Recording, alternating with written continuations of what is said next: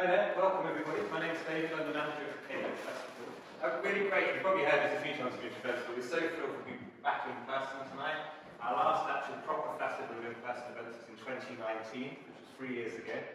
So we're really thrilled that people are coming back out and being in person at our events. We do still have 2 more days of the festival to go, so if it's your first event that you've come to, do check out the programme because we do have events. Saturday afternoon, we've got events up at West Cambridge as well, and University University all day tomorrow, and there are some events still to take place on Sunday too, so you haven't missed it all if this is the first event you're coming to. Welcome to Lecture Theatre as well, which is one of the university's most historic lecture theatres. You've seen lots of films take place in here, and documentaries, they're all filmed in this lecture theatre, so you're very welcome to be in this historic space with us tonight. In terms of the event tonight, if you need anybody for any assistance at all, then come to myself or come to one of our colleagues who are in the pink tops over there, and we can support you around that. We haven't got anything planned in terms of fire alarms or anything that we need to deal with, so myself will look after that and our colleagues there, and also our custodian here as well, so he can look after the building for us too. Really pleased tonight to welcome to the festival for the first time. So the Cambridge Students Against Pseudoscience, so we're looking at pseudoscience tonight, and they'll know more about that and talk through it as well. So they're going to run through some different aspects of that with you tonight. But yeah, do come to us if you need any support. And if you've read it by the time we've finished up, you are welcome to stay. We've got spaces here till 9 o'clock, and we've got an exhibition some of you might have seen already, so you're welcome to carry on the conversations afterwards in the warmth of the building too. I'll pass over to the experts now. I'll take you through the event. Welcome, we're really pleased to see you. Thank you. Hello everyone, thank you so much for coming. Very happy that you're here. And also very happy to share our mission with everyone. Before we do that though, we're going to share some stories, and I'll go first. So I was raised in a very typical Dutch family, where my mom was a stay-at-home mom. She basically quit her job to take care of me and my brother. She always made sure we were okay, and my dad was the main breadwinner of the family. We were raised with pretty Christian and strict values, where the maternal role of women was kind of central. Yes, and having that Christian upbringing, or religious upbringing, was very central for our family as well. Then, in our little village that we grew up in, having the nuclear family structure, so having mom be a stay-at-home mom, and the dad kind of always being away at work, was what I saw around me as a kid, all other kids as well. And not conforming to this kind of family structure was frowned upon, or at least questioned.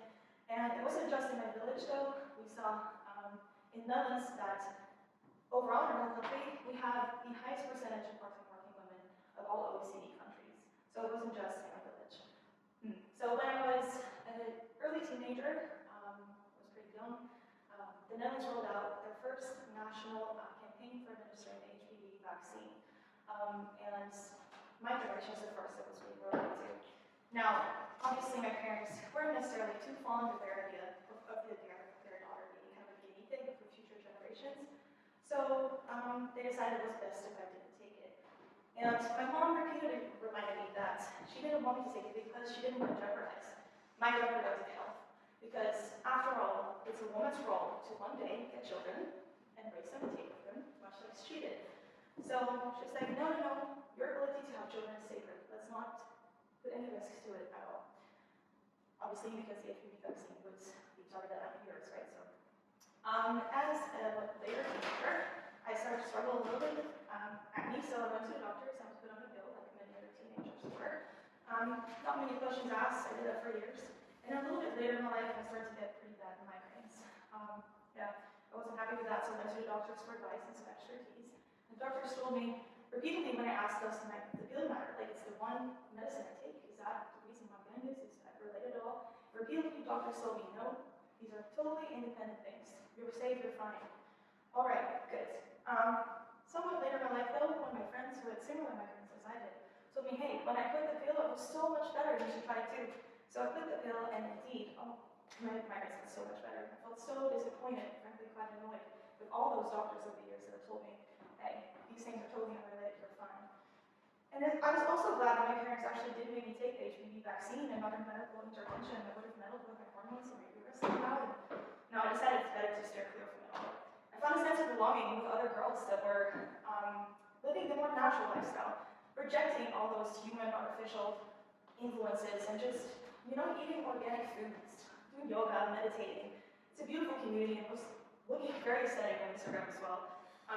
So yes, I found a sense of belonging in that community. I felt inspired by these women that took care of themselves and their family in a supernatural way. And that's what I wanted as well. That's combined with the fact that science has continuously disregarded and dismissed women's health and only made mine worse. Made me believe that no amount of evidence I see on this topic will change my mind. My mother spent many years suffering from different intolerances to food, asthma, chest infections, bronchitis, and she found a solution when she started going to an applied kinesiologist. Following that, she spent most of her life depending on applied kinesiology and homeopathy to resolve her problems and harbored distrust about the traditional medical system. Both of my parents are lawyers, and neither of them had any formal education in science after the age of 14. My mum and dad disagreed about medicine, but my dad didn't have any formal way of disproving it. As it was, my mum looked after myself and my sister, and all medical decisions when we were ill came down to her. When I was young, I wasn't allowed to get the MMR vaccine. I had to get an MMR vaccine because I was told it would be better for my health. When I got ill, I was given homeopathy. I was told traditional normal medicine didn't work, and that homeopathy would make me better. I always recovered from illness, and I felt better as a result. Years later, when my father was ill, many specialists tried to treat him, but they weren't very able to diagnose what was wrong. I had worked on the assumption that doctors could treat more serious disease, and when they failed to do this, I felt let down. I started voicing my concerns about the medical profession to my friends and family, but I felt patronised by them. So I went looking online for a community of people who agreed with me. When I found them, they explained to me that doctors peddle medicine unnecessarily to finance big pharma, and they're complicit in this scheme. As a result, no amount of evidence can change my opinion that doctors are not working in our interests. I grew up in a typical middle-class family. I was always very close to my dad, and he taught me to be curious. And even though I didn't excel in school, I always loved learning. At school, I struggled socially, and so I spent most of my time online. I often felt that teachers disregarded me, so I disengaged in class. I loved science, but I didn't really know any science myself, and I found stuff they taught in school to be pretty boring. And so I learned most of my science by watching videos online. At school, they taught us about how humans were changing the climate and how that was leading to catastrophe. I talked to my dad about that, and he said that people would always be talking about that, and it was overblown. I wanted to find more. I went online and watched videos, where I found that the science of climate change wasn't exactly settled. In the videos, they talked about how the climate had always been changing, and that the link between human activity and climate change wasn't as strong as most people were letting on. The people in the videos seemed to be scientists themselves and really knew what they were talking about. As I also heard more, I listened to people say that we would have to make drastic changes to our personal lives and to society in order to fight climate change. All of these changes would have severe negative impacts, all in the name of something that wasn't even settled science. I started engaging more and more with the online community, sharing ideas around climate change reality, memes, and battling people online about climate change. I became more and more convinced that people saying we needed to do things about the climate were just pushing an ideological agenda. The scientists must advise themselves, otherwise why would they disregard all the evidence I so clearly see? No amount of evidence will change my mind. And I was brought up in a tight-knit family and embraced a pragmatic set of values, finding balance between cultural conservatism and Western liberalism. I was in a culture that lifted and respected academic achievement, especially in sciences. After all, my home was and remains known as a scientifically trusting and technologically advanced city. School was about learning, not friends. Not that homework and after-school classes left much time for anything anyway. And by learning, I mean marks. I like my teachers, and I respect them to this day. But it doesn't change the fact that to succeed was to know how to get points. Expectations were high, as was competition. And as someone who was fortunate to do well, I was happy, and the many were less lucky. I was fully prepared to accept all that I was taught as true. It never crossed my mind that knowledge taught could be misrepresented, questioned, or flat out wrong, or that they could change over time. And on the flip side, I never really thought what I was taught had any relevance to what I needed to know in later life anyway. It's not like my professional parents relied on geometry or analysing ancient literature to succeed in the line of work. If I were ever taught critical thinking skills, which I kind of was, they were mere better methods to unpick other people's arguments than to ever challenge my own. I grew complacent to this sense of certainty. So when a complex socio-political situation descended upon my city, I found my life torn in all sorts of directions. Things were happening at a pace and complexity that I could not possibly understand and catch up in time. With factions being formed over generational and value-based lines, the media landscape became incredibly divisive and confusing. What was happening on my family WhatsApp chats and on my Facebook feeds, where most of my peers existed, came from completely different worlds. People no longer listened to each other. They stopped trusting one another. People got sucked into echo chambers as everything became radically politicized, science included.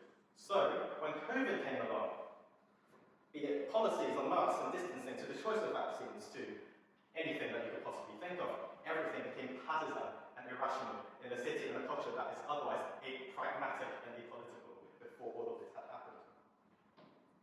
Surrounded by this environment, I felt insecure and distrustful of my own thoughts. My world became an increasingly cognitively dissonant one. And by that I mean, I was fully prepared to believe different things at different times, even though they may completely clash with one another. Because it helps me find certainty, safety, and acceptance in any given space. My opinion doesn't matter. I don't really have agency. Public opinion doesn't change anything that happens to my city. It's not like it's going to make any difference. No amount of evidence will earn my trust. No amount of evidence will change my mind. Each of the steps that we've shown you is logical, based on a set of circumstances that we had no control over. These stories that we've told you could have easily been our own. These are cultural and familiar values that we're familiar with, disruptive events that we've all experienced to some extent. And so we have empathy with people who find in them a distrust in authority and ultimately a new community in denial. We are all vulnerable to pseudoscience. The trust system that we are born into is essentially not true, as is the way that we react to it.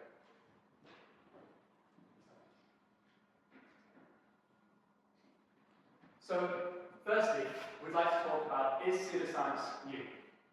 So we've always had, throughout history, misinformation and fake news. But if we're thinking about pseudoscience in a more modern sense, we need to think about when science came around. So in the early 17th century, as science built credibility, people wanted to use that credibility to push their own beliefs and grift often. So one classic grift we see here was done by someone called Richard Adam Locke, who was a journalist at a newspaper called The Sun in New York. And what he wanted to do was to try and circulate his newspaper more widely. And his method for this was to come up with a fantastical story. So he told everyone over a series of 6 stories that an eminent astronomer at the time, Sir John Herschel, had published a manuscript which contained findings that the moon contained a vibrant civilization comprised of unicorns, fat people, and all sorts of wonderful flora and fauna. Now this was perhaps just to make it a quick buck, perhaps a little bit of satire as well. But for that period of 6 weeks, the whole of New York was completely convinced by this. And there was even a community of scientists at Yale who decided to travel to New York to find John Herschel and find his manuscript, to find his original findings, and see the evidence for themselves. Now, this was relatively harmless, especially compared to some of the pseudoscience that we're exposed to today. But we can see similar evidence. We see people using the authority of science and using scientific figures and the trust that they contain in order to push their own means. And we also see the way in which rapid information spread at that time, the printing press and newspapers, could lead to people widely accepting ideas which were outside of the norm. So, what has changed? So, a lot has changed since 1835, and the main thing that's changed is our connection and the ability to access information. So, whereas in that time, most of our connections and our information came from our local area, it would just be geographically based. Now that has been completely changed, and we can essentially become be in contact with anyone, anywhere around the globe. Whereas before, if you had some idea that went far outside of your local community, be that pseudoscientific or conspiratorial, you would often be moderated by your local community. Whereas now, it's so much easier to reach out to someone online who will share your ideology, and you can further radicalize yourself, and you can further become entrenched and form echo chambers around that pseudoscientific or conspiratorial belief. So we believe because of that, pseudoscience is a crisis.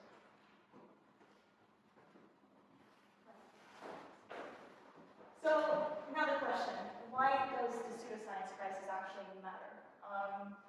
Especially nowadays. For that question, I think you can only look back in the past 2 years. It's quite evident to most of us, I guess, that pseudoscience on its own is a problem. It informs or misinforms, rather, people's choices on their own health and their own decisions or anything about vaccines. But it's perhaps less well known is how the pseudoscience crisis actually intersects with many other crises as well. Because often when we try to explain our enthusiasm for our mission in fighting pseudoscience, we're faced with the question, why does it matter? There's so many other crises that are so important that should be demanding our attention, time, and effort. That's a fair question, to which we say, well, we're glad we care about those as well. But the pseudoscience crisis is not in isolation. It's not its own thing. It actually enhances and worsens these other crises as well. They're very much intersected. So much so that they influence the decision-making arena and policy-making arena of many countries to this day. So one example of how pseudoscience intersects with other crises is with the climate crisis. So the climate crisis suffers from misinformation and pseudoscience on climate change. Now, I can understand that most of us have willfully forgotten this beautiful face. But up to pretty recent in our history, this was a very powerful person that operated from many pseudoscientific ideas. And that not only influenced his executive and legislative decisions, think about pulling the US out of the Paris Agreement, or putting into domestic positions of power people that have actively denied climate science. He also used his platform outside of the White House to amplify misinformation and pseudoscience in the so-called Twitter sphere. Now, we all know he has been since banned from Twitter, but he had years during his term to amplify all of these wrong ideas about climate science. Besides this very easy example of the US and Trump, we have other examples as well. For instance, in Australia, where climate doubters and the government have derailed Australia's attempt at a coordinated response for a decade. Now, this is time we cannot afford in fighting climate change and climate crisis. Now, the added layer that I just discussed, where these anti-science thinkers have a platform and use a platform and their power to amplify wrong ideas and falsehoods, adds something pretty interesting and striking. So, in the case of climate change, climate denial fuels climate change discussions more than local climate-related disasters. A quote that I find quite striking in this paper is, the finding suggests that collective discussions on climate change are driven more by political leaders' controversial positions than life-threatening local natural disasters themselves. Now let that sink in.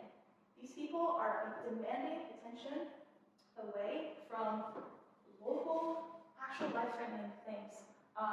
They are changing the discourse around these very important topics, pretty much distracting us from what's right there in front of our eyes.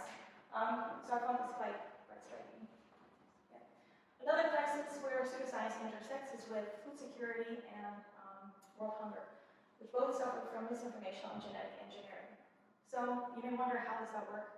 Well, genetic engineering is the way by which we change the DNA of crops, or we can't change the DNA of any organism really, but when it comes to this crisis, most of the crops, we can not only make the crops contain nutrients they otherwise don't, so as fortification, we can also make them more resilient to, for instance, droughts and other weather extremes that are associated with climate change as well, and we can make crops be produced more sustainably in general and severely reduce the carbon footprint of that. However, unfortunately, there's a lot of misframing about the risks associated with genetic engineering.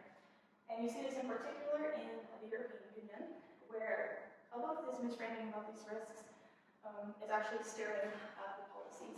We have a very overly strict set of policies when it comes to genetically engineering crops, to the point where the EU member states cannot actually roll out or scale up the production of these fortified foods, for instance, that would otherwise have saved, I don't know how many people from, for instance, blindness from vitamin A deficiency, and who knows how many tons of carbon we could have saved as well. So obviously, having policy being steered by this false sense of fear is not the best for people. And we also see what doesn't help the fear being amplified by global campaigns like, for instance, Greenpeace, where they kind of equate GMOs with unnaturalness or playing God. So as this paper very rightly states, risk and unnaturalness cannot justify EU strict policy on GMO. This is currently hurting people and needs to change. So another way in which pseudoscience intersects with global crises is in, unfortunately, warfare as well. So misinformation is weaponized in geopolitical crises. This is something we've all seen, sadly, in the news recently, last couple of weeks. And it may not be immediately clear how misinformation can hurt people in these areas. For these people in areas of conflicts, having access to accurate information is incredibly important for them to formulate good risk assessment, to be aware of the immediate risks they are actually subjected to in an already risky environment, of course. So having this information that isn't diluted by misinformation is so important for these people to understand what dangers are coming their way. Now, hopefully I've convinced you about how the pseudoscience crisis intersects with other global crises, and that it is therefore very important to address if you care about those.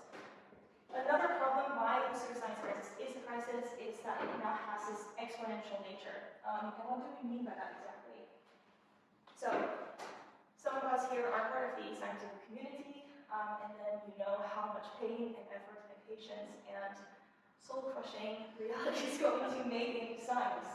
It takes a long time, and yeah. Whereas misinformation is generated like this, right? There's no scrutiny there at all. This, combined with the fact that pseudoscientific information travels at least 6 times faster across digital spaces, paints a very scary picture, right? And this was concluded by a study done in 2018 by MIT. And who knows, since then maybe it's gotten even worse.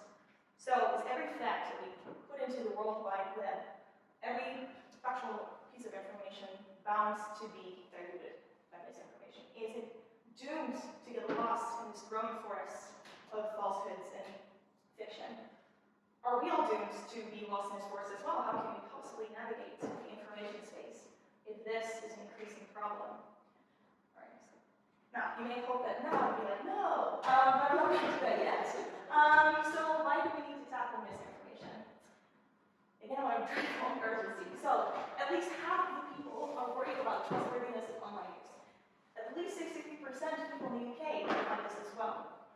Also, studies show that young people lack the skills to assess information credibility. This is what concluded by a 2019 study at Stanford, where they even called the situation bleak. That is a word you can see a lot in scientific literature. So that says something. Misinformation also affects every field. News has found that 1 in 10 information sites used by Americans contains misinformation. And misinformation gets much more traction. And with traction, we mean clicks. And it gets much, much more clicks. So what you see here is a graph where the red bars on top are websites that represent unreliable information, and x-axis represents their traction and engagement to the clicks they're getting. As you can see, it's no comparison at all. They get so much more clicks and engagement. Next one, please. Okay, well, also, as we are all aware, or may actively experience sometimes, or sometimes also not really actively, that's the scary part, is that we are constantly bombarded with information. We are constantly overwhelmed with different auditory and visual stimuli that are making us exhausted through the various screens and gadgets that we possess. And this exhaustion makes it hard for us to discern truth from fiction. It also makes us more susceptible to make our decisions based on pseudoscientific thinking. And that's dangerous, because that leads us to essentially make poor decisions that can hurt us or others. All right, so misinformation is also sticky. And what do we mean by that? So it's also captured by the continued influence effect. So when people are exposed to a claim before they're exposed to the evidence to the contrary, even if they fully believe that the original claim is false, they continue to act as though it is real. People continue to be influenced by misinformation even after corrections. So that is quite scary.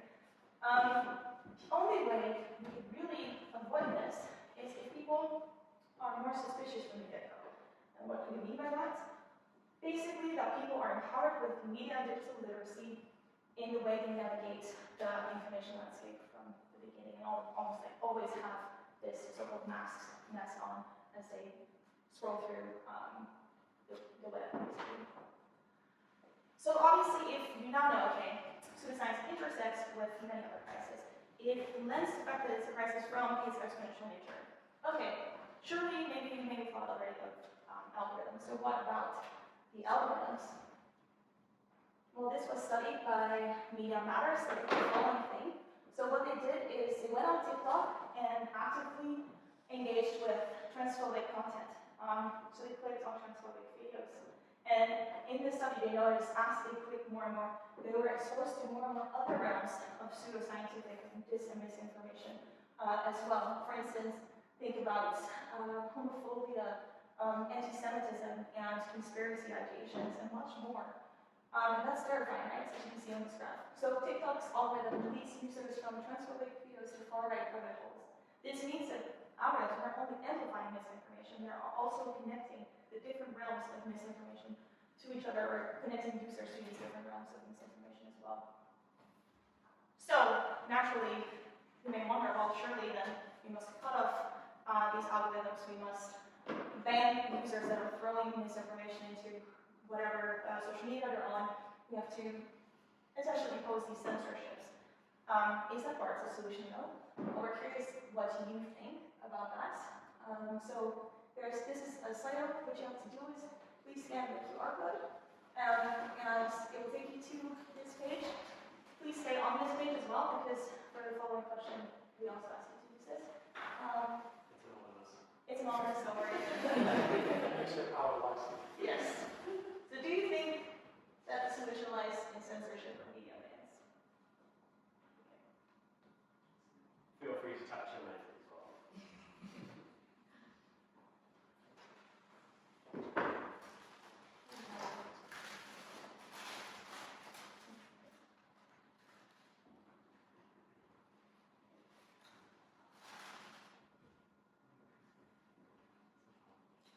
Okay.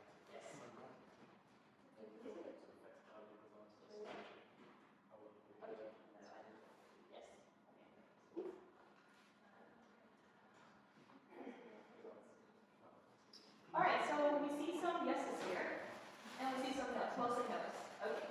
Well, if you click yes, we totally understand. It is, of course, a very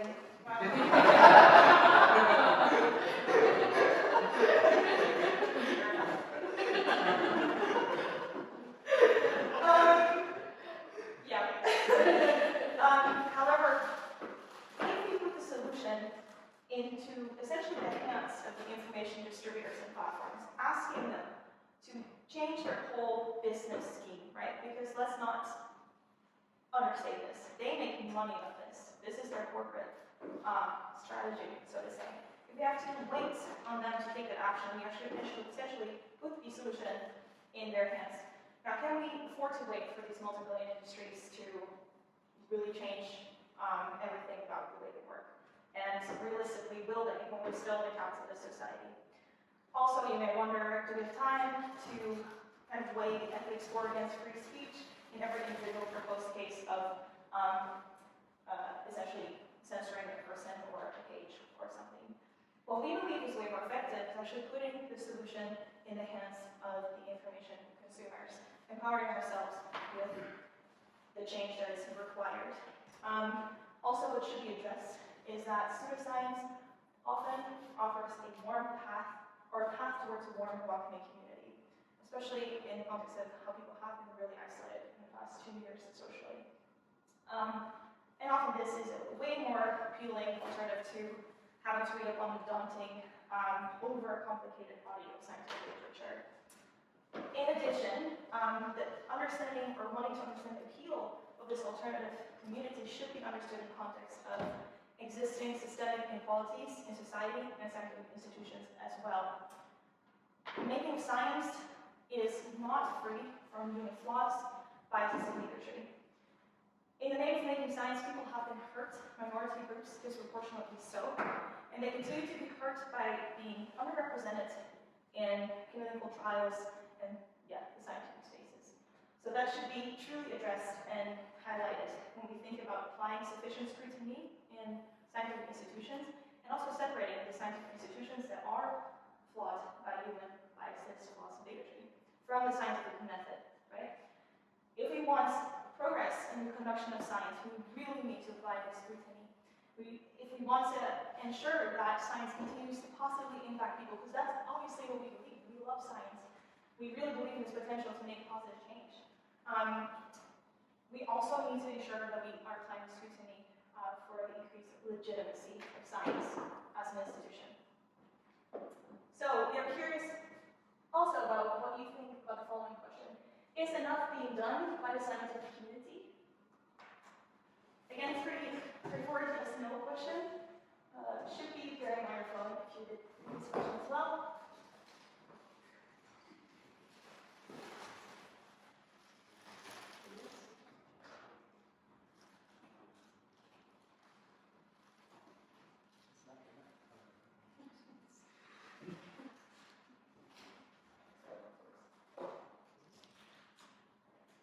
Okay.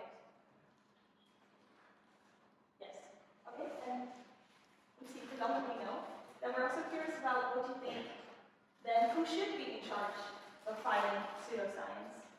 So please fill in who you think should be responsible, is responsible, could be consolidated effort, maybe multiple of these. We're curious what you think. Do you want me to add anything else you can think of, or you put the same list in?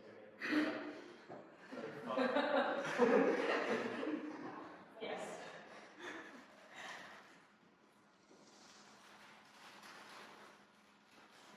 That's good.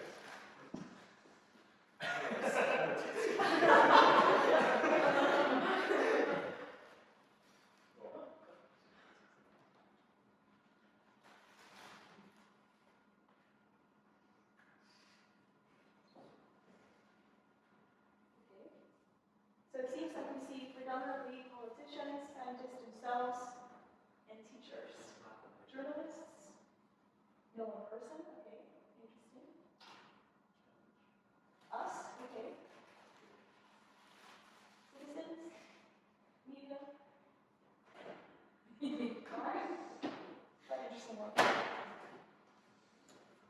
I want to ask you just a quick question and show of hands. How many of you would class yourselves as scientists, doctors, or involved in scientific policy? Really, really quickly. Okay, this next segment, a lot for you. We have shown that misinformation is not only a crisis, it has the ability to spread like wildfire and take hold of new places.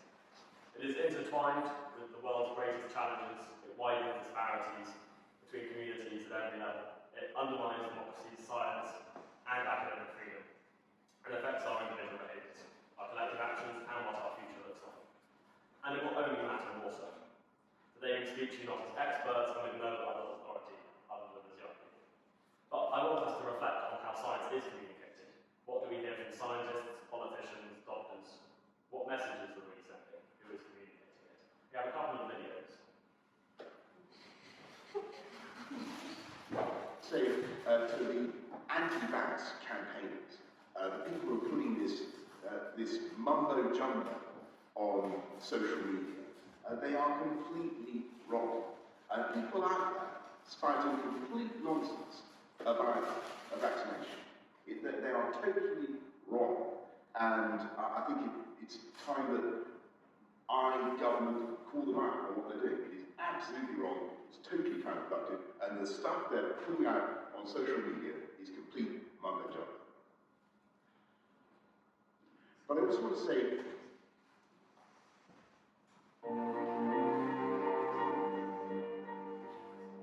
I am a doctor. I'm a doctor. I'm a doctor. I'm a doctor. I believe in vaccinations. And I believe in vaccinations. If you don't vaccinate your kids, you can endanger their lives. The potential downsides of vaccinations are almost non-existent.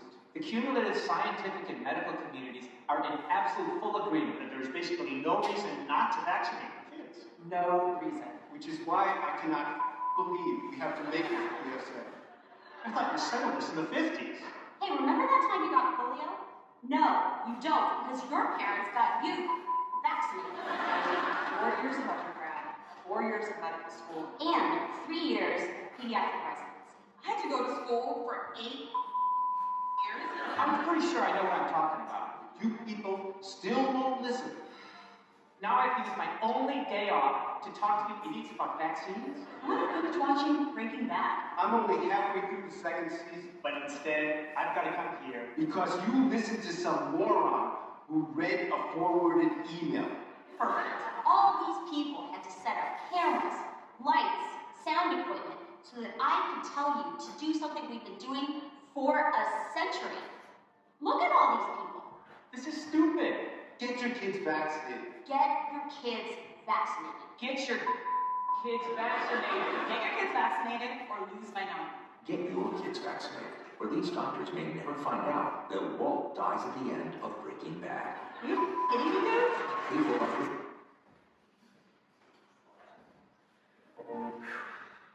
Okay, some of the stuff I'm going to say next may surprise you. But for those of you who raised your hands, you are very much part of the problem. You and all of us are not doing good enough. We are selling our future short. I want to talk briefly about the moral obligation of scientists. It's something we don't talk about enough and people tend to ignore.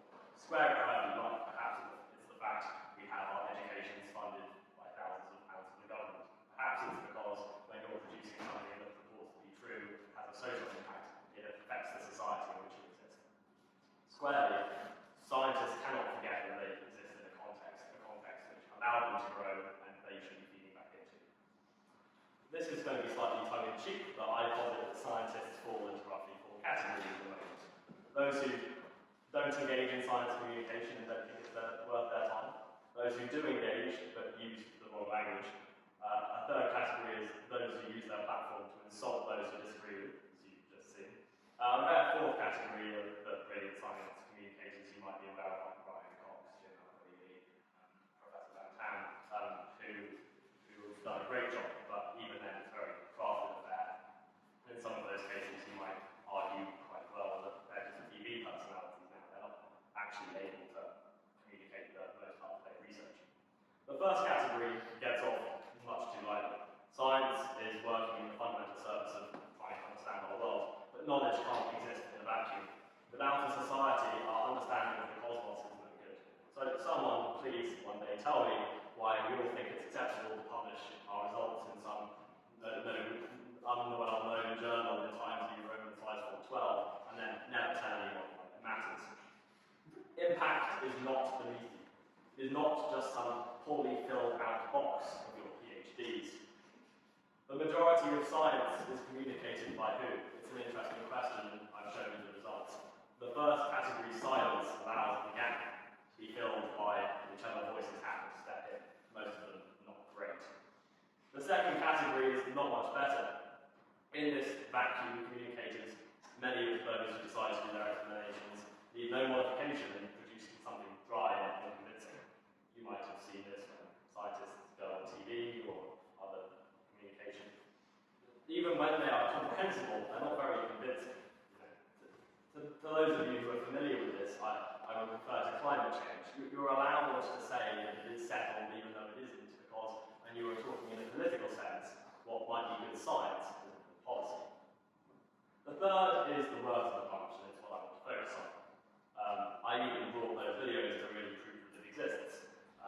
The third group is those who take to the airwaves to rubbish those who disagree with them, calling them morons, idiots, and all manner of other insults.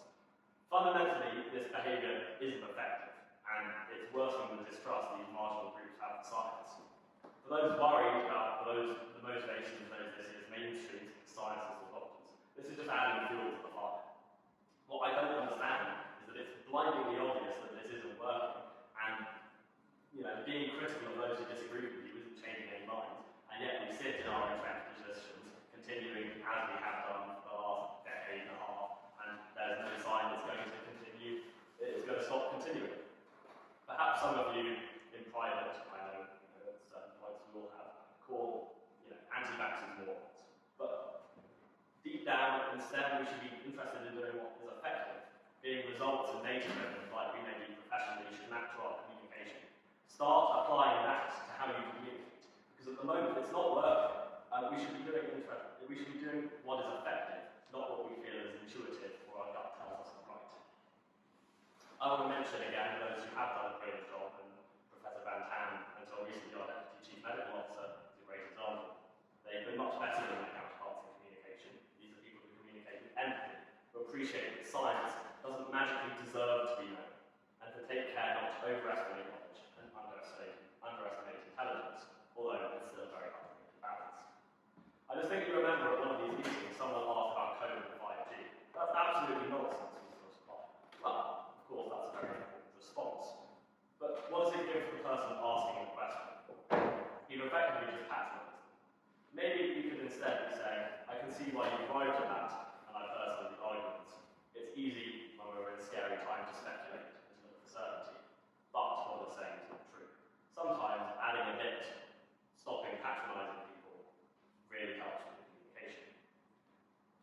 By looking at what's worked, we can come up with some top tips of what is effective communication, and these are maybe not tips for psychology necessarily. Value, much more than most people do. The intelligence of your audience. You are not talking to children, you are talking to people. You don't need to put everything in mind-numbing simple terms. Not everything is a spin. Except that the picture is changing. A good example of this is when the government started talking about masks. They insisted that they didn't matter, they weren't effective. And now we're sitting here 18 months later, and many of them are still wearing them. Research supports the fact that communicating with the situation changes, and that there isn't certainty up front, makes people a lot more receptive to listening to the changes afterwards. We can stop shooting ourselves in our own feet. We don't have to use strict scientific language. You can be flat, you can use metaphors that people are familiar with, and you can trust that they are intelligent enough to draw parallels from their own lives and understand. This isn't biblical advice, but it should be. We are primarily concerned with being right, not smugly self-satisfied. Our broken approach is broken. We are doing nothing for these people by leaning on antiquated ideas about our role in communication. Not everyone has to do comms, but even those in category 1 who don't feel comfortable doing it should now be pushing for a social media manager in your institution to look to improve on how to speak to journalists. To start with, you can simply employ silence if you ever feel an overwhelming need to rubbish someone who is saying something you don't agree with.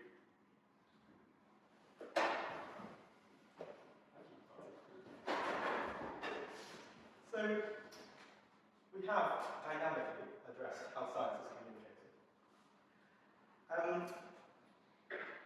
But going back to what Naomi said, we've established that scientific misinformation is such a big problem. We've established this. What is being done to keep it in check? This is the kind of thing that pops in our minds quite immediately. Education. Yeah. Knowledge, yes, it helps us stand strong to misinformation. More science we know when I talk, the better place to assess new information and form opinions on them. That's partly common sense, and that's why that's done fairly well across the board.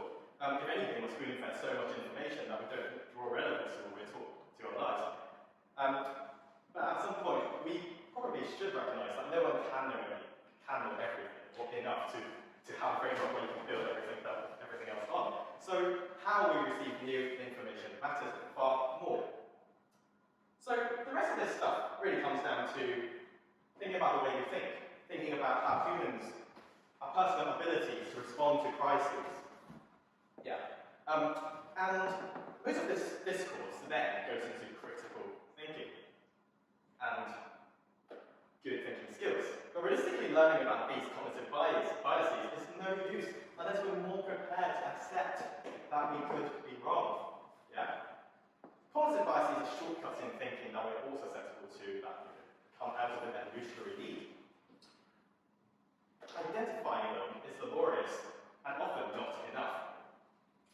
Because our biases are exploited by internal motivations, they're exploited by external manipulators. It's through humility, introspection, learning patterns in our thinking, and through media literacy, in seeing how our thoughts can be shaped by external actors, that we can move forward. On here also is our attitude to risk and uncertainty. That's something that is complex. It's something that, no matter our background or educational level, we're all susceptible to a certain extent. Not enough of us appreciate how science does change over time. Not enough of us treat risk and uncertainty in a rational way. We also don't think enough about the information we are exposed to. The political, media, and expert personalities that we We've spoken about how misinformation can be sticky. This is of crucial importance. But also we've got to ask, to what extent do we actually have control over this? All of these kind of mirror great things that we should do for ourselves. I'm not diminishing the importance of literacy and education, all of this stuff. But we can no longer illusion that this onus, this responsibility, lies with the individual. It shouldn't.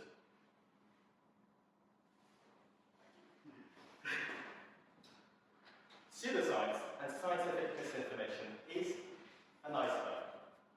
It's a complicated problem that extends beyond the individual. It's deep-seated. It comes out of what science is. It mirrors our society. Yeah. For one, when it comes to our fight against pseudoscience and misinformation, the public sphere really matters. We're not recognizing the gravity of the situation as a whole. We shouldn't be talking about misinformation beyond journalism, popular sciences, discourses to do with national security, etc. The core principles that underlie what we understand about misinformation should be as widely known and widely taught as the core principles behind climate literacy, behind health literacy. Not that it's an alternative, but that they are intimately linked. This is a multidisciplinary problem, requiring a cross-sectoral response. We're not seeing enough of a cohesive, multidisciplinary effort to understand the problem. We're not seeing enough of multilateral action between sectors working on the ground. We're not seeing an exchange between the bodies searching for knowledge, understanding the problem, and the bodies who are working on the ground who have experience dealing with the problem. This exchange is not really happening anywhere near enough. What we have is a range of grassroots skeptical organisations who do brilliant work, but they do not have the resources or the networks to push for this large change. They also do not have enough reach in young people, in scientists, in academic institutions. These are all happening in the community. There is a problem. Zooming out a little bit, still in the public sphere, there are other problems. Things like, going back to Barty's point, more about how science is communicated on a wider scale. Information and communication from reputable sources are too often used to firefight. Why do we mock and belittle? Because the information is already there. We try to debunk. And, people care about these things because those are the issues that are affecting all of us. There is new information on it that happens really quickly. We all care about it because it affects our lives. And we overthink, and that becomes really difficult to manage. It's much easier to prevent than to treat in medicine, in mental health, in misinformation. We talk about pre-bunking, we talk about inoculating. We should be thinking about building a fabric of the way we talk about and think about science, that people can respond to these crises well when they're given information under a pressured environment. That's one thing. The second thing is about psychology. We rely too much on communication strategies developed on research conducted from Western, educated, industrialized, rich, and democratic-minded audiences. And that's great. It works in Western, educated, industrialized, rich, and developed audiences. It works, right? But it doesn't reach those communities which this does not speak to. On a larger global scale, it doesn't work in different countries.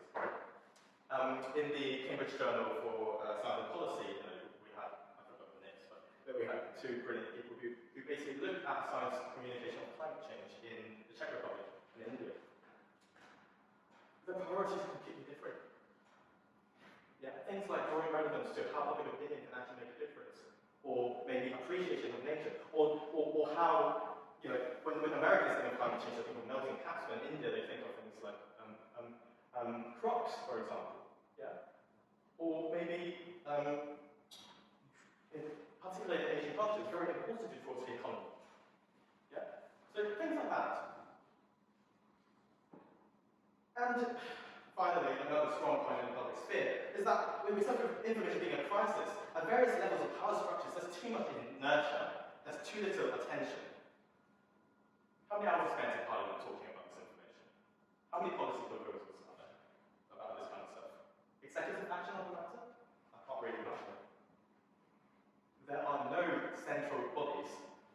funding an agenda mandated by national and international institutions on this problem. And the fundamental reason behind this is because we don't see it as a problem. Well, maybe. There is also epistemological problems behind that. There are philosophical barriers to action. And one is very simple, right? It's always very interesting, I think, about misinformation. I'll go to talk about misinformation, or psychology, society speaking of or philosophy, so speaking, but I talk about pseudoscience. These things, they seem, you go to them, you're interested in them. They rarely go beyond that discipline, right? You go to that, and that's it. And you don't draw relevance between the different things. And it kind of comes down to this, trying to understand information about how information is understood. That sentence is confusing. This concept is meta. We don't want to touch it. Yeah. Scientists on this end are very used to the certainty of this stuff, and now we're talking to them about all these psychological principles. And as deep-rooted as the research is, it's a very different headspace. Just because we are against pseudoscience, it doesn't mean that we're here to delineate known from the unknown. It doesn't mean we're here to delineate fact from fiction. We're not here to patronize what is science and what is pseudoscience. Which is actually the number one question people come to me with. Hey, is this pseudoscience? Do you fight this? Do you deal with this? Do you know this pseudoscience? Is this what you do? No, it's not. Actually, that's entirely besides the point. I'm glad that you're talking to me about it, because I can have it to you. That we don't need to have a magic finger of truth to appreciate that our informational landscape is broken, and to see and appreciate the very real effects of this that they only have shown. Yeah? So that's correct. So that's it. Academia needs to do a lot better. Yeah? As trust in public institutions go, academia is at the very root. There's a reason why we're doing this here. I kid you not, there is not a single society or campaign on misinformation in any academic institutions that we've looked at. We're actually the first filling this gap in this space, and it blows my mind. I don't understand why. There's also no youth organisation dedicated to science communication. A lot of talking group, freedom groups, we kind of discuss what's good. But, well, there is a gap. Anyway, I digress. As Barty has eloquently shown, that elitism deep-rooted in the scientism, in the way science operates, erodes trust. And it does boil down to trust. All of this boils down to trust. We'll come to that later. As does our inability to recognise that science is not perfect, as Neri said. Even within science, power has the ability to shape truth. The making of science is done by humans, and hence not free from human flaws, biases, and bigotry. It's all to saying this, but it's by recognising this that we can make sure that science is accessible to all. More of things like peak hacking. Who knows what peak hacking is? Yeah? Okay, that's great. Basically, it's a form of data manipulation in research, right? That boils down to other systematic issues like pressures to publish. Yeah. These undermining science itself undermines the trust there is for science, and that undermines science as a whole. And then within misinformation, as I said earlier, there is not enough exchange between academic disciplines coming together in understanding the matter. There's so many disparate frameworks, different languages used by political scientists and psychologists and educators, and public health enthusiasts and professionals and editors in understanding this information what they show together. Okay. And I'll just briefly okay, thank you. There are lots of corporate and state interests, from tobacco to sugar tax to fossil fuels, lobbying within and out of science remain prevalent. And there are large power imbalances in these systems, which reduces the agency of individuals. And finally, we have a world where any individual can reach as many people as mainstream media. And on social media, as we said earlier, content thrives on attention and interactions over accuracy and reliability. All of this comes together to a big point, which is tech and media and corporations have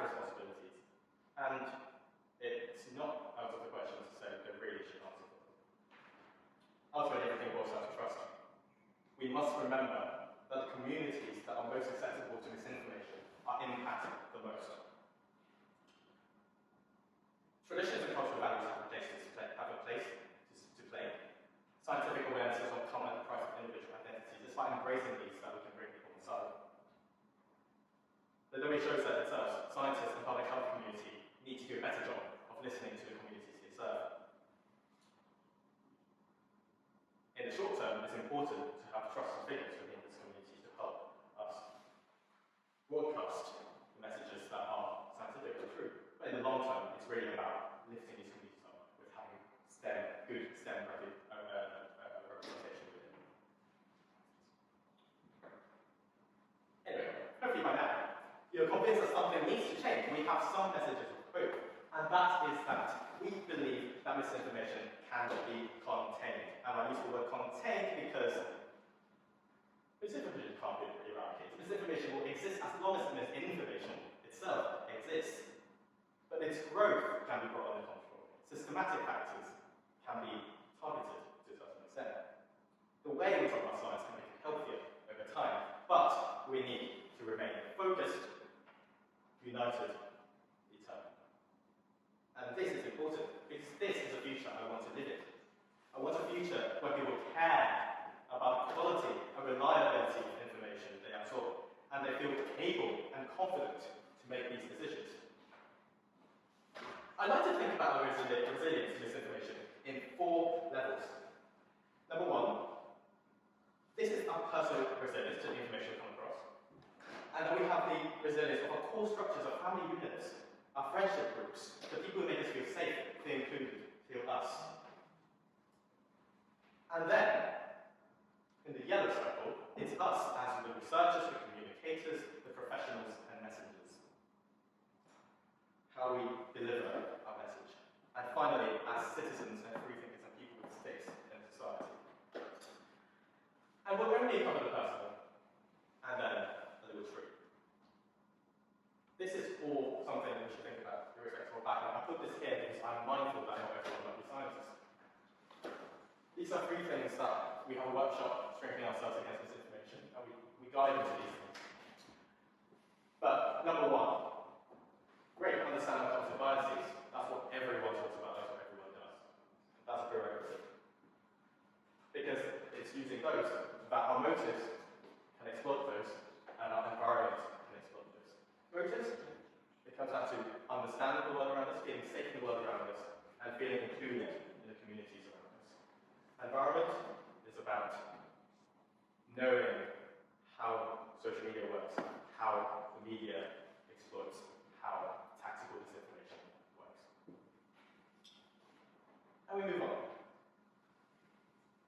Once we reach that level, plus the humility, appreciating this and our vulnerability, it helps us understand the problems. It makes us better leaders and communicators. The future we see shifts from an approach associated with firm elitism, scientism, and ostracization to one that's underscored by humility and compassion as a default. It shifts from a focus on good thinking to a focus on vulnerabilities, bias, blind spots, and motivators behind beliefs. It shifts from one that mocks those who we believe are wrong to one that gives space for them to come back. It shifts from placing the onus on the individual and relying on the literacy to sharing that responsibility with the system. And this is a trick. A little bit abstract. I'm not going to go deep into it. Basically, I just want to fit the iceberg around. We students, right? I'm not here to lay out, I'm not a think tank overnight. I'm here to lay out an entire game plan of how we're going to deal with this. Right? But here are some really basic things that comes naturally, it makes sense. Education is already being done. Maybe we need to elevate the image of STEM a little bit. It needs to be a bit more attractive. Inoculation, those 3 points, maybe they can be started from an early age. Maybe that's part of the literacy that we want everyone to be talking about in our community. The same way we communicate climate and health knowledge. Visibility of science. I want to see a lot more science in public discourse, in opinion articles, I want, if there are Instagram accounts on art and cooking, I want some of them to to be about that work, and there are. But there can be more. It doesn't need to be this mysterious, secretive thing that nobody understands. If it's fun to you, if you can see the life doing this stuff, then surely there's something you can share with everyone else doing it. Yeah? Small STEM faces in communities. Here, awareness is very, very important. If we're now a cause, we're not him, we're a cause. We have a message. Misinformation is a problem. Right? A lot more needs to be done about it. What kind of visibility can we get it? Online, offline. And issues in academia, which is being solved, which people care about and are working on, but that's intimately related. And on top are things that are more, in society, things that build bridges, things like communication strategies informed by context and cultures, things like a push in academia institutions for scientists and public officials to listen. I thought that should happen the other way around, for those scientists and public officials to push their system to develop communicators in their teams. And of course, tying our course to the other courses which matter so much. So unfortunately, we're running a bit short on time, so we just want to quickly go over the last couple of things we wanted to say. So how do we fit into this as an organisation? You can see the 3 key points here. Firstly, we're working to raise awareness of the importance of the issue. Secondly, we want to empower other young people, such as some of you in the audience, to work on this. And finally, we want to build cross-disciplinary bridges between various disciplines that are involved in science. There's a QR code that takes you to our link tree. We have a website, Twitter, and Instagram. Come join us. Yeah, please join us. I'm cognizant of the fact we're about to be kicked out. So we'd like to take some time for questions. So if any of you have any questions. We have plenty of time for questions. Right. 50 minutes. Thank you. Thank you very much.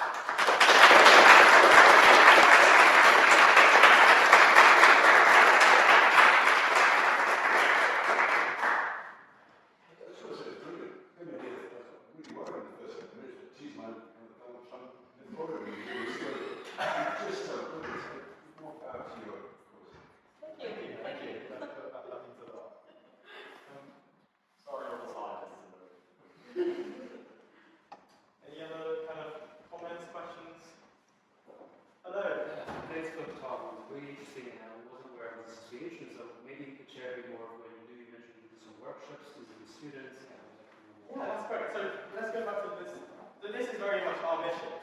So it comes down to the question where do young people fit into this? Yeah. So what we were founded in 2020, right in the height of COVID.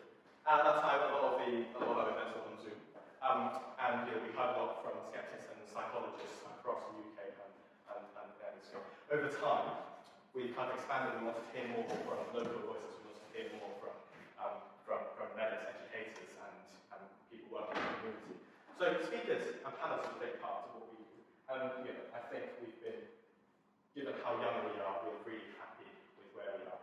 And I mean, I'm saying our initiative is we do hold workshops. So that takes us back to full circles, if you remember. They're very much the kind of structure of our workshops following. So the idea is to have a lot of workshops on strengthening ourselves against misinformation. And then we want to work with some mental health practitioners on how you might talk to friends and family who share vastly different views or different worldviews on what we accept as true. Because I think that's something people have come to us and said that would be really nice. Things like how you do nonviolent communication, etc. And free communicating as a scientist. And that's something that I know the Cambridge Centre for Public Engagement does a lot of. So we really want to work with local partners to do it. And finally, it's the policy stuff. We've been in talks with Cambridge. Right. Hopefully, we also connect with other universities to make sure that we spread this kind of infrastructure for students by students to other places in the UK as well. And as far as we are aware, it's not existing anywhere else. Right. No, we fully see ourselves as a possible blueprint to be elsewhere. But the building bridge things, I think it just kind of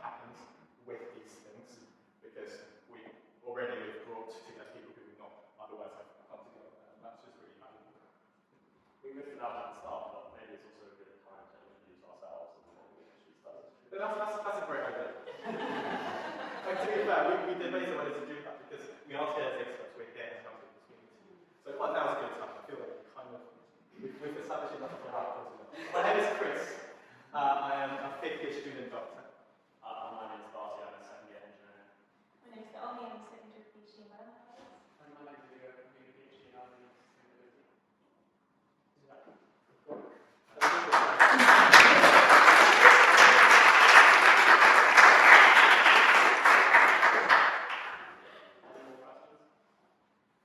Maybe that's a question, I'm not looking at that. I missed the first one, so I've covered it a bit. Is it bad in terms of pseudoscience? Like historically, have we had where we have people not believing in science and then people really getting into experts in science? Has it changed over time? Is it a bad place now? It just feels that it's really predominant this thing about people using pseudoscience. Well, people have always believed rubbish. They probably will always believe rubbish. But I think the main point about what has changed is just about the level of connection and the level to which we can self-select our groups. So as I said at the beginning, it's about if you have a belief which falls outside of consensus. I mean, whatever that may be. Maybe not that one element maybe has this quick and clever idea and that's sort of bomb, probably quite likely.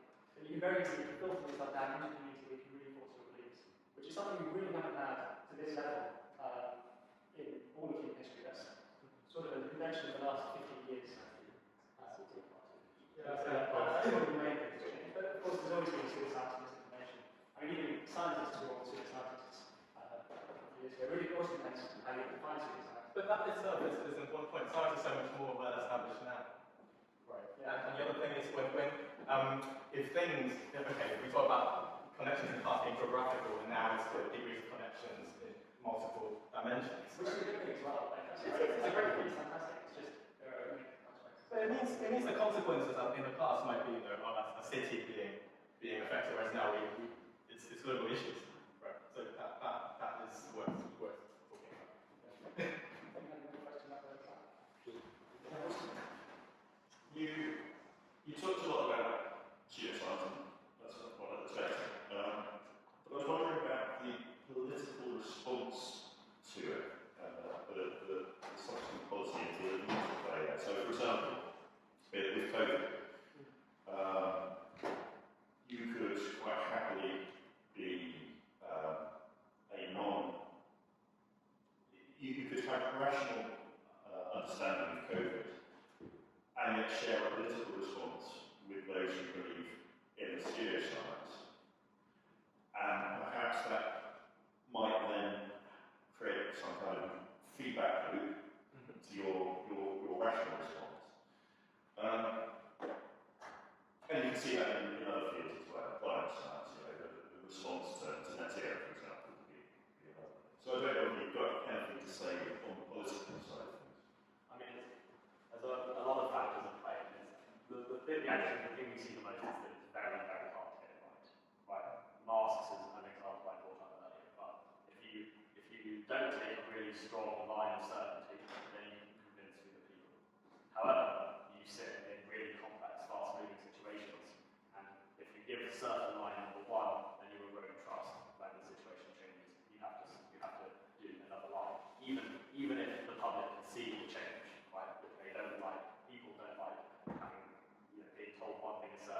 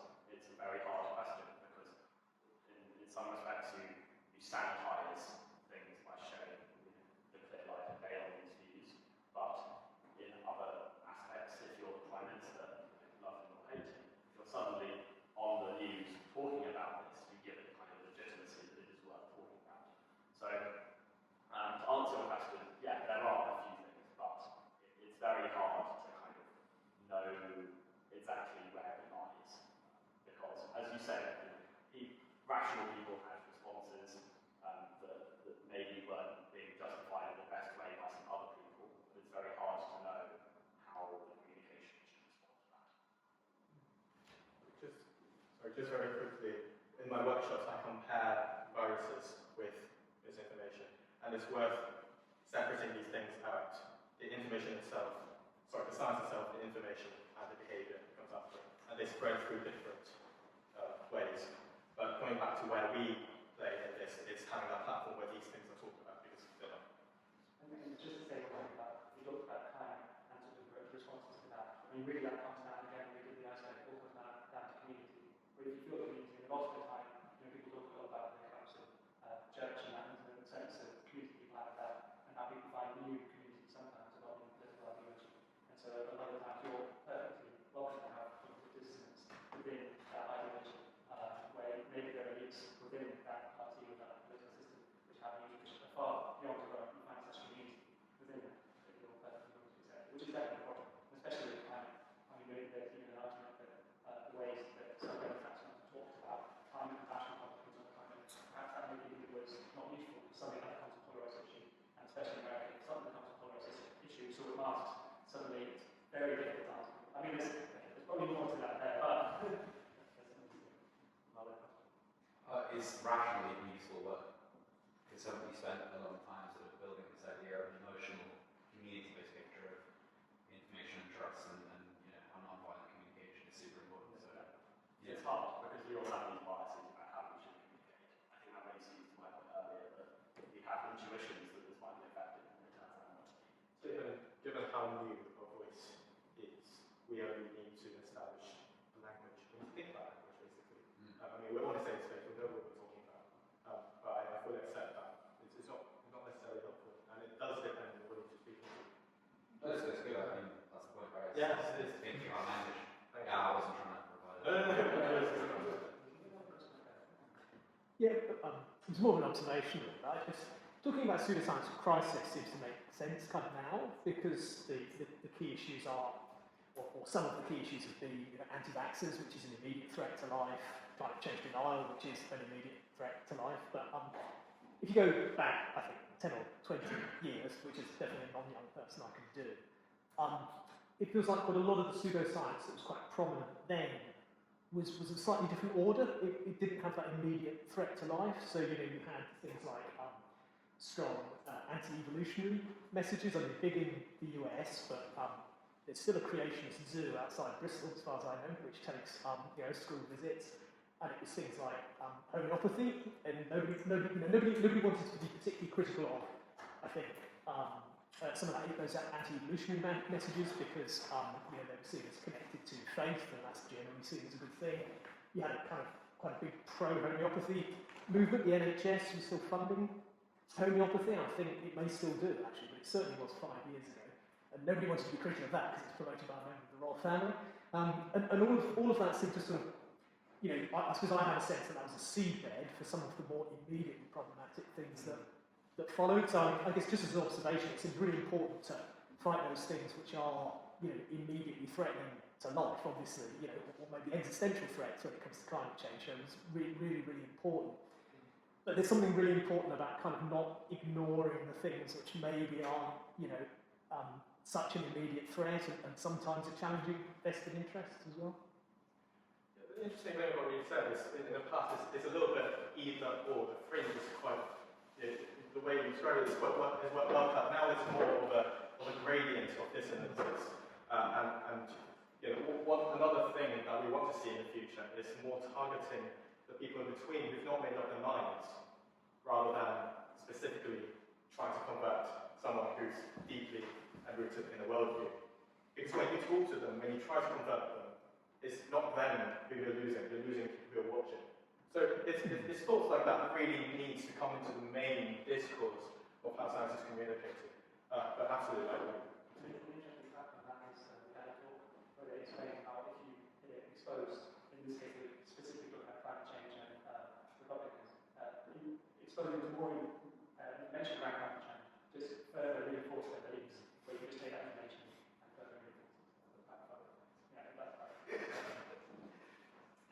Thanks for your talk. I kind of have a question. Based on the fact that you guys are Cambridge students, do you find yourself talking to mainly an audience that is already kind of engaged in this topic and aware of this topic? And if so, like,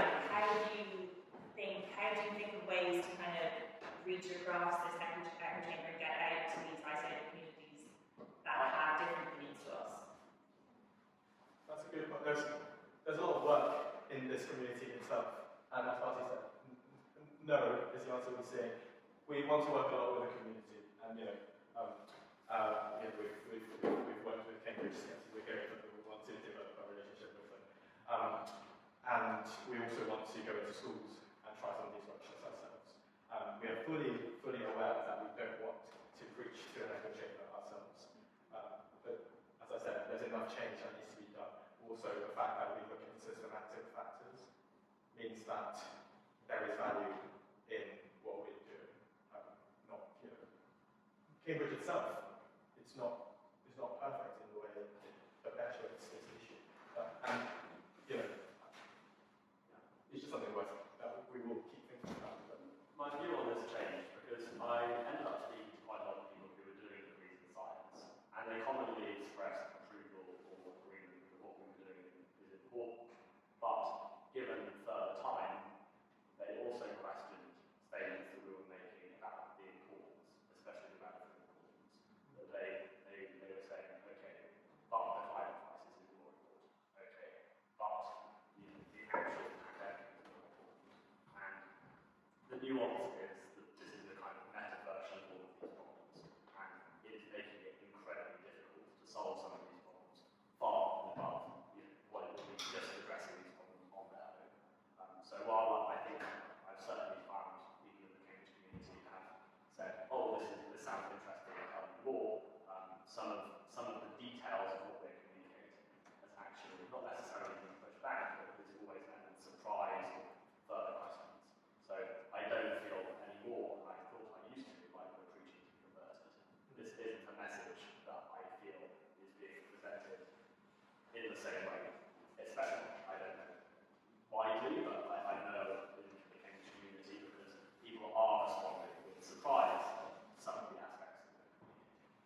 On that, how many of you would say our talk today was slightly outside of expectations?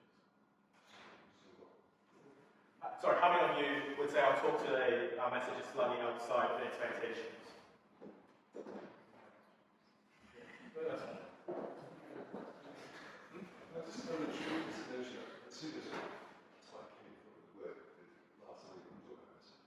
Actually, there's something else which is a particular example. So my brother's a television journalist, and he went up very excited in Sweden a couple of weeks ago to look at their steelworks where they're using hydrogen to make steel. So it's quite extraordinary how they're using hydrogen. He's highly articulate. Hydrogen takes a hell of a lot of carbon to make hydrogen. It's actually possibly worse than using carbon. There's a scientific story behind this being told. So as well as the pseudoscience, I think there's a document in the wider world explaining the actual science to people and its consequences. So it's a